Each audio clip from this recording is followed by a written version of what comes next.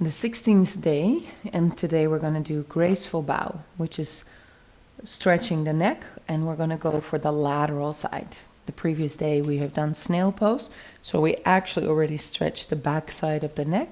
So now we're going to go for the lateral side. So you can sit like this in Sesa, placing a pillow underneath your hips so that you're not distracted by any sensation in the legs or don't feel any painful sensation in the knees. And there are various ways of how you can do graceful bow. So again, I will guide you through the options. You can take your right hand back and grab your lower arm, your elbow, or even your wrist. And then you allow your left ear to go to the right.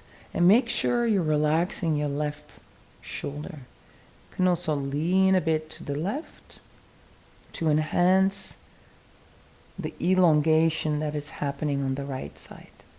And you can search with the position of your head, maybe chin down a bit, turning up to find a position that helps you to open up and stretch the area where you might have tension in the neck. Using the weight of your arms,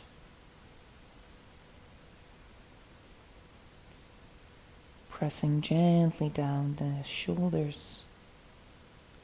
And then you can add as well the monkey face, which is pulling your jaw, your lower jaw forward and a bit to the left. So it kind of looks like a monkey when you do this.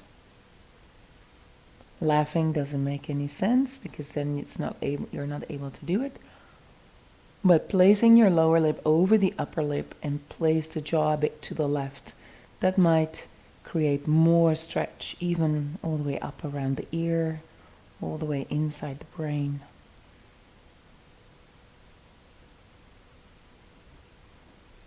So this is one variation of how you can do it.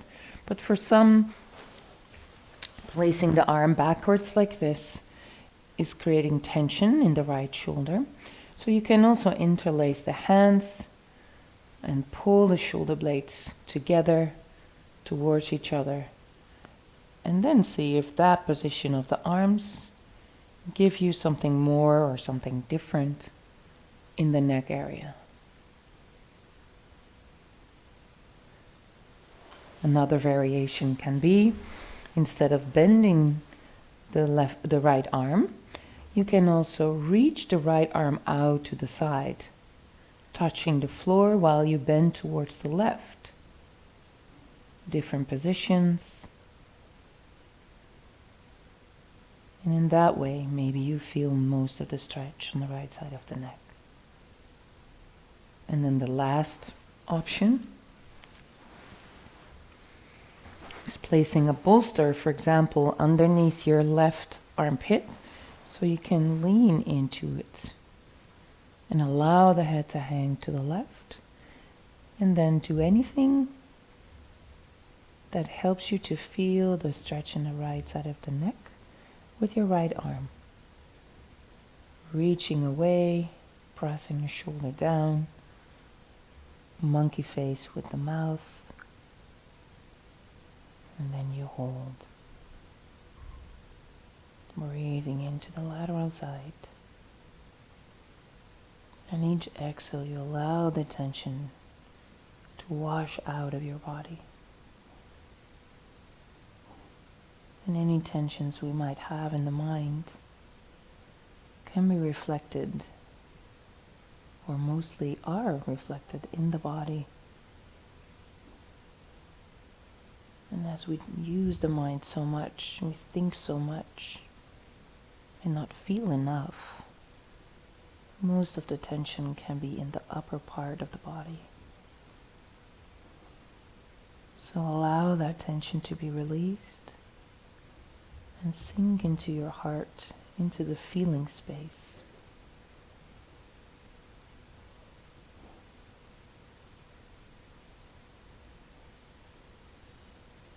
And allow yourself to be guided by when the sensation or the stimulation is enough. And again, this can be longer than 5 minutes or shorter. If the sensation changes and evaporates, then you can also relocate your head a bit and search for a different area in the neck.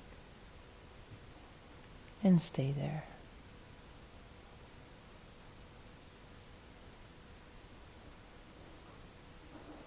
So taking 5 more breaths, breathing into the neck area.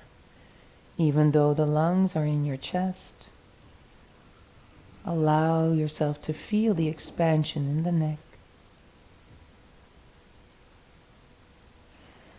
as you breathe in, and the softness that comes afterwards when you exhale.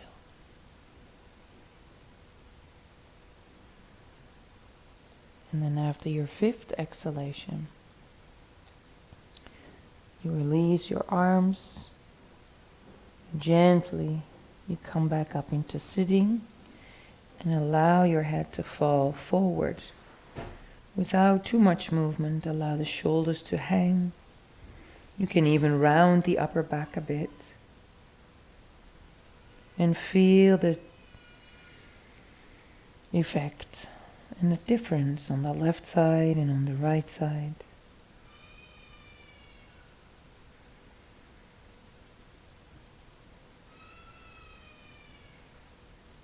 And don't allow yourself to be distracted. Really allow yourself to submerge in the feeling and the effect the pose has created.